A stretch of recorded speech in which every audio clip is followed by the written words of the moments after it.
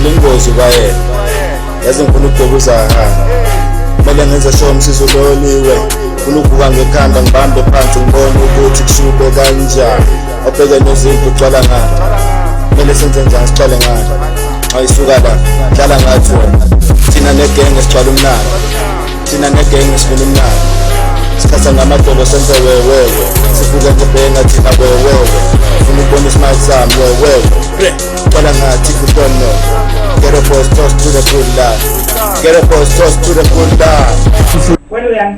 Na? Uphuma? Katenga mngani wami. Uhambe nini? Ngihamba usala phethwele sezungibona vele ngaphuma nje esikoleni. Umthetho lokho ukuthi ufika nje ubuye esikoleni uhambe nje ungabonile nje ungasenzanga nalutho la ekhaya uhambe ya kwamngani wakho. Buka nje ukuthi isikhathi sini ongena ngaso emzini kaMkhisi. Awumatha nje bengicela ukuthi angiphelezele ngoba bengivashela. Oh, wena usebenza ukuvakashela umngani wakho nje wena okusebenzelayo. Awuna nje mama mengivashela ngiphelezela la ekhaya. Kodwa mhlawumbe yena suke sekwenzile konke okufanele akwenze ekhaya. Wena nje awenzi lutho nje uvela uphuma uhambe nje nalomngani wakho.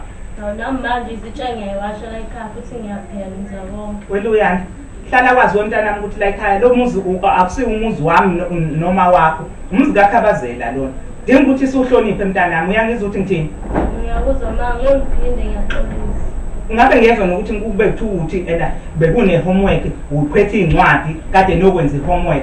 Awuphethe incwadi, awuphethe lutho uyayihambela nje. Bengafunda ngezakho lapha kubo. Ufunde kanjani ngezakho? Unazo wena ezakho. Senzifunde efanayo.